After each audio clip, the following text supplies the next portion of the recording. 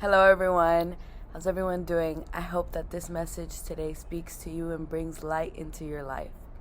So, recently, for my speech class, I had to make a speech about a story of mine and how I learned a lesson in it.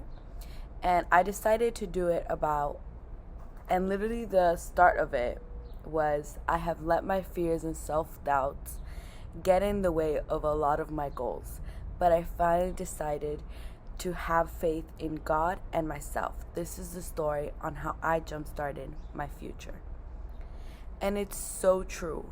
I tend to let my fears and my own thoughts get in the way of my goals and things that I know I'm capable of doing with God's will, right? Because everything that I do is to the glory of God, and it's if that's the will that God has for in my life. That's what I truly believe in. If something isn't meant to be in my life, it's because God didn't want that in my life. And even if I'm not okay with it, I'll learn to be okay with it because I know that there's a bigger purpose for it. Right? So, how many of you have seen Finding Nemo? And you guys know Dory, right?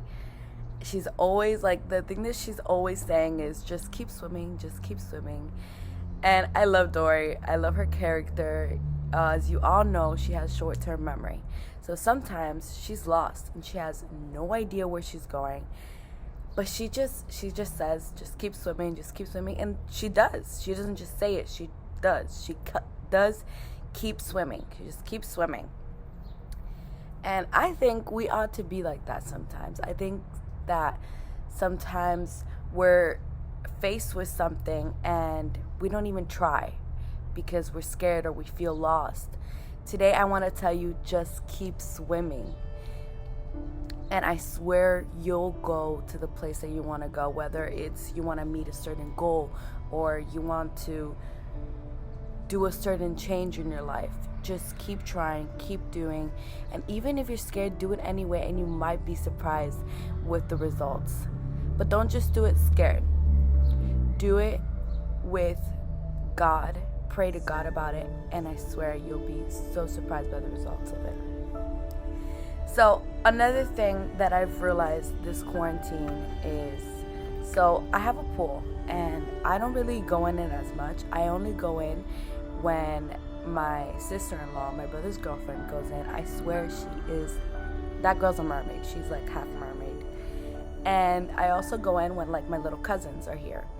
My little cousin's sleeping over here, and when my brother's girlfriend comes, we all go in the pool. And my little cousin, he doesn't really know how to swim, and we've been teaching him how to swim. And the way we've been doing it is that slowly we've just thrown him, and he swims towards me or he swims towards her. And I mean, in the Bible, it says so much to be like children. I mean, look, I even have the verse here, Matthew 19:14. But Jesus said, "Let the children come to me, don't stop them, for the kingdom of heaven belongs to those who are like these children." Why does God tell us to be like children? I've noticed something about children. They are fearless. They're innocent. They are, they don't know right from wrong, so they're always constantly looking up at us for approval. I've noticed that so much. When my little cousin's about to do something, whether it be bad or good, he looks at me is this okay? And we're that way, and we should be that way with God, and we should be fearless like the children. This little kid, he will bump his head, he will fall, but he will have fun. He will do everything. He will try anything. And even when he's scared, he's just I'll do it. And recently, you see that slide there? It took him forever to go down head first.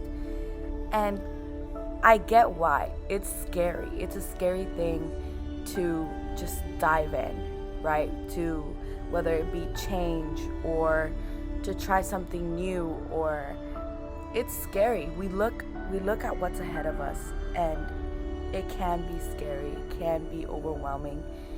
But man, God is right there in the bottom. We were right there in the bottom waiting for him, and we were ready to catch him. We were ready to hold on to him if anything happened.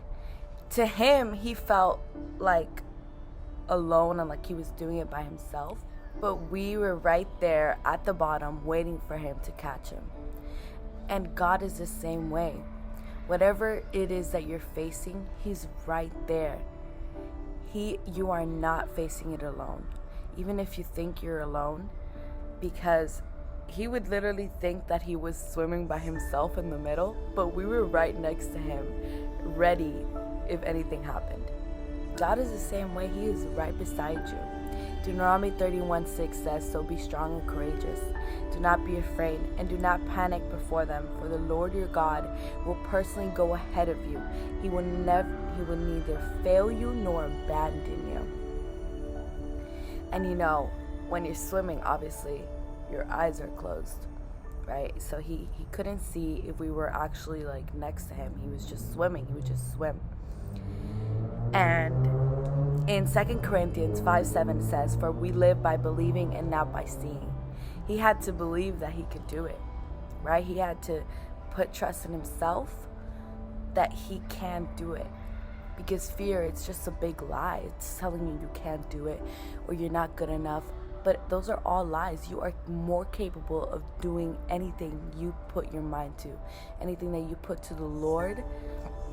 And 2 Corinthians 5:7, the Passion Translation actually says, "For we live by faith, not by sight."